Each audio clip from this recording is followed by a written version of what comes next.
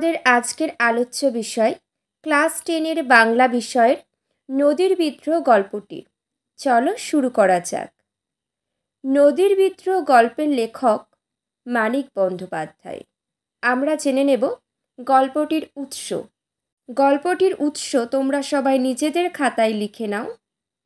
আলোচ্য ছোট গল্পটির উৎস মানিক বন্দ্যোপাধ্যায় রচিত সরীসৃপ গ্রন্থ। তাহলে মনে রাখবে সরীসৃপ গ্রন্থ থেকে নেওয়া হয়েছে। আমি আজকের এই গল্পটির বিষয়বস্তু অত্যন্ত সহজ সরল ভাষায় তুলে ধরছি। সবাই শুনতে থাকো। এটা মন দিয়ে শুনলে কিন্তু যে কোনো প্রশ্নের উত্তর তোমরা খুব সহজেই দিতে পারবে। চলো। নদীর বিদ্রোহ গল্পে লেখক মানিক বন্দ্যোপাধ্যায় নদের চাঁদ চরিত্রটি ফুটিয়ে তুলেছেন এক সাধারণ মানুষের নদীর প্রতি ভালোবাসাকে কেন্দ্র করে।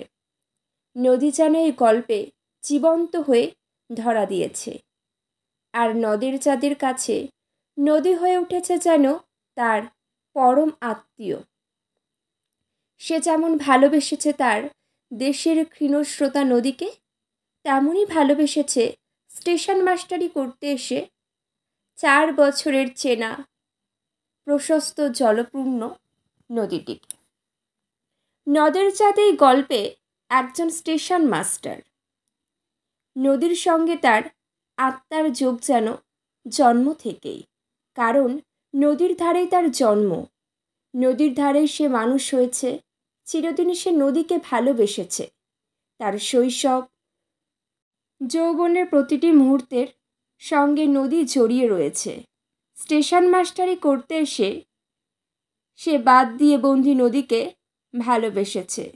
বর্ষার জন্য 5 দিন নদীকে দেখতে না পেয়ে ছেলে মানুষের মতো সে ছটফট করেছে।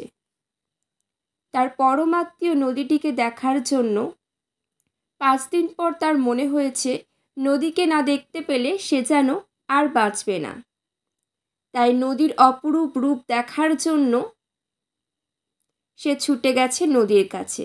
কিন্তু ব্রিজের কাছাকাছি এসে নদীকে দেখে সে অবাক হয়েছে। 5 দিন আগে বর্ষার জলে যেন নদী পরিপুষ্ট ছিল। তার পঙ্কিল জলস্রোতে দেখা দিয়েছিল চঞ্চলতা। এই চঞ্চল নদীতে সে দেখেছিল নদীর পরিপূর্ণতার আনন্দের প্রকাশ। কিন্তু 5 দিন পর সেই নদী তার কাছে অপরিচিতর মতো ধরা দিয়েছে। নদীর গাঢ়তর পঙ্কিল জলস্রোত ফুলে ফেঁপে উঠে ছুটে চলেছে। নদী যেন ভয়ঙ্কর। নদীর জল ব্রিজে বাধা পেয়ে সৃষ্টি করেছে আবর্ত। জলপ্রবাহ যেন জীবন্ত হয়ে উঠেছে। আর এই জীবন্ত নদীর স্রোতের মধ্যে নদের চাঁদ তার স্ত্রীকে লেখা চিঠি ছুঁড়ে ফেলে দিয়েছে, যা সে লিখেছিল বর্ষার সঙ্গে সুর মিলিয়ে। তার মনে হয় নদী যেন চিঠিখানা পেয়ে তাড়াতাড়ি লুকিয়ে ফেলেছে। নদী তার কাছে যেন এক জীবন্ত প্রতিমূর্তি হিসাবে ধরা দেয়। এক অদ্ভুত খেলায় মেতে ওঠে নদের চাঁদ। ছেলে মানুষই আমোদ মিশে যায় তার মধ্যে। তাই চারিদিক অন্ধকার হয়ে গেলেও সে বসে ভিজতে থাকে। রোষে ক্ষোভে উন্মত্ত নদী যেন বিদ্রোহ করছে। বাঁধের মধ্যে থেকে সেই নদী বেরিয়ে আসতে চাইছে, আর সেই বন্দি দশা থেকে মুক্তি লাভের জন্যই যেন আজ নদীর এই প্রতিবাদ বলে নদের চাঁদের মনে হয়। সে যেন ব্রিজ ভেঙে মানুষের হাতে গড়া বাঁধ চুরমার করে দিয়ে বেরিয়ে আসতে চাইছে, ফিরে পেতে চাইছে নিজের স্বাভাবিক গতি। কিন্তু নদের চাঁদের মনে হয় আজ যদি সমস্ত বাধা চূর্ণ করে মুক্তি লাভ করে তাহলে তার নিস্তার নেই। মানুষ আবার তাকে বন্দি করবে, আবার বাঁধ গড়বে। তারপর হয়তো গভীর প্রশস্ত জলপূর্ণ নদীও নদের চাঁদের দেশের সেই নদীর মতো ক্ষীণস্রোতা নদীতে পরিণত হবে।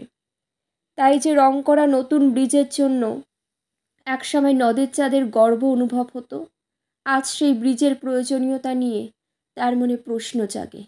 মনে হয় এই ব্রিজের কোনো প্রয়োজন ছিল না, বন্দি নদীকে ভালোবেসেছে নদের চাঁদ। সেও মুক্তি কামনা করছে। যখন সে নদীর মুক্তির কথা এবং এই ব্রিজের অপ্রয়োজনীয়তার কথা ভাবতে ভাবতে লাইন ধরে হাঁটতে হাঁটতে এগিয়ে গেছে স্টেশনের দিকে, তখনই নদের চাঁদের জীবনে নেমে এসেছে করুণ পরিণতি। এক প্যাসেঞ্জার ট্রেন এসে তাকে পিষে চলে গেছে। গল্পের এই শেষ অংশকে যেন অমোঘ পরিণতি হিসাবে দেখিয়েছেন লেখক। যে যন্ত্র সভ্যতাকে প্রশ্ন করে, যন্ত্র তার সেই স্পর্ধা সহ্য করে না। তাই নদের চাঁদের এমন করুণ পরিণতি। আলোচ্য গল্পের বিষয়বস্তু একদম সহজ ভাষায় বুঝিয়ে দেওয়া হয়েছে। তাও কারোর যদি কোনো বুঝতে সমস্যা থাকে তোমরা আর একবার শুনবে, শুনলে কিন্তু একদম ক্লিয়ার হয়ে যাবে। সবাই ভালো থেকো, টাটা বাই।